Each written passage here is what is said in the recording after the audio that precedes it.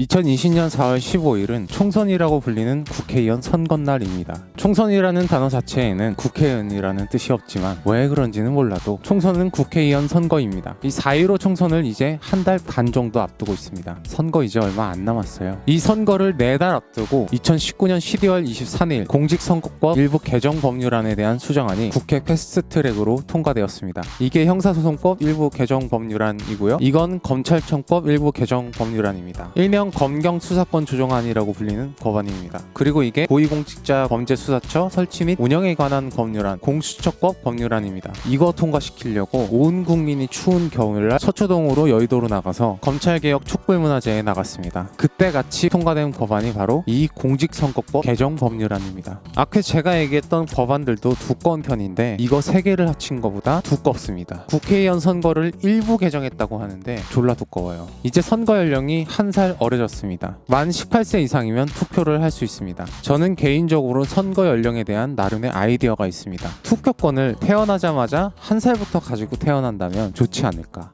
그러면 다자녀 가족들은 유권자로서 영향력이 엄청 강해지니까 국회의원들은 표를 얻기 위해 신천지 같은 단체가 아니라 국민에게 좀 더 관심을 갖지 않을까. 그리고 왜 젊은 사람들이 정치에 좀 더 관심을 가지고 투표해야 한다 이런 말들 많이 하잖아요. 사실 투표권 딱 갖게 되는 나이가 인생에서 제일 바쁜 나이예요. 20살은 대학에 입학하거나 사회에 나가는 나이잖아요. 학교라는 울타리 안에 있다가 갑자기 사회에 던져지는 나이에 투표권이라는 걸 주어주니까 이걸 어디에다 어떻게 써야 하는지 급작스럽게 관심을 갖기 시작하는 겁니다. 중학생, 고등학생 때부터 정치에 자연스럽게 관심을 가질 수는 없습니다. 투표권이 없기 때문에 자신과는 상관없는 일이니까요. 그렇다고 딱 20살에 투표를 하는데 나는 이 사람을 꼭 뽑아야겠어 하고 확고한 가치관을 가지기에는 정보가 부족합니다. 정치는 사람이 하는 거니까요. 사회생활을 하고 세금도 내보고 저처럼 국회의원 선거하는 사람들이 제 자전거 안장에 담배꽁초 비워 끄는 것도 경험해보고 그 정도 해봐야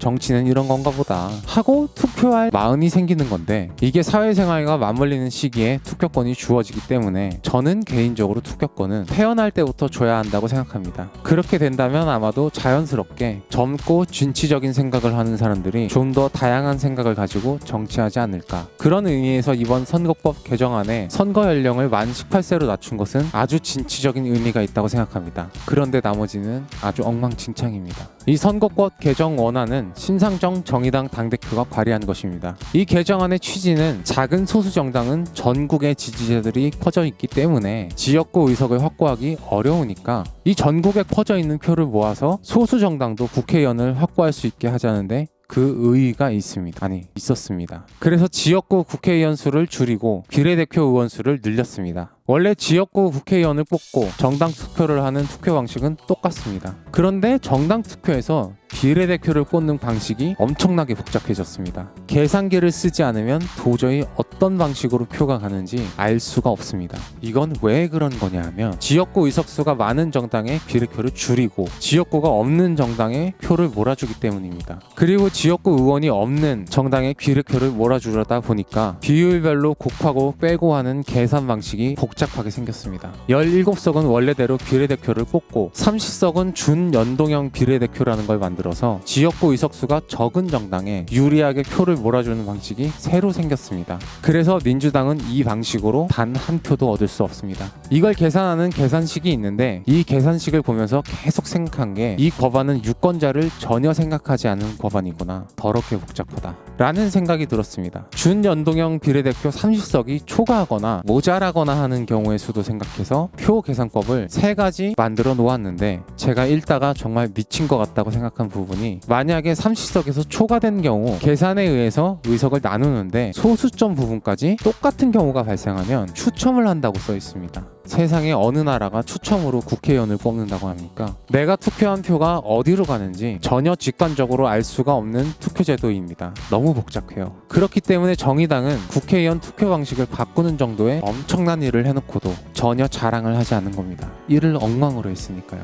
애초에 정의당의 생각은 이런 식으로 준연동형 비례대표 20석을 가져가려고 했을 겁니다. 그런데 자유한국당이 외계 정당을 만들면서 한쪽은 지역구를 한쪽은 비례대표를 담당하는 꼼수를 생각했습니다. 그리고 그게 현실이 되었습니다. 미래통합당과 미래한국당이 각자 지역구 비례대표를 담당하면 어떻게 시뮬레이션을 돌려보아도 이 두 당이 합쳐지면서 1당이 됩니다. 그러니까 사람이 제일 많다는 거예요. 준연동형 비례대표제 때문에 180석은 절대 불가능하고 민주당이 140석을 가져가는 것조차 불가능합니다. 정의당은 아무리 잘 돼봤자 10석을 가져갈 수 있습니다. 이렇게 되면 미래당이 1당이 되어서 국회의장을 맡게 됩니다. 국회의장이 넘어간다면 우리가 뽑은 대통령을 또 지킬 수 없습니다. 이게 우리의 현실입니다. 시간이 얼마 없지만 연합정당이 생겼습니다. 연합정당이 생겨서 민주당과 정의당이 비례를 모두 이쪽으로 넘기고 힘을 합쳐야지 시민의 손으로 만든 정부를 지킬 수 있습니다. 이것도 범진보 득표율이 50%라는 아주 낙관적인 득표율로 만든 표입니다. 제가 좋아하는 분이 하셨던 말씀이 있습니다. 사이가 안 좋아도 외계인이 침공하면 힘을 합해야 하지 않겠습니까? 고양이 뉴스 원재은이었습니다. 안녕!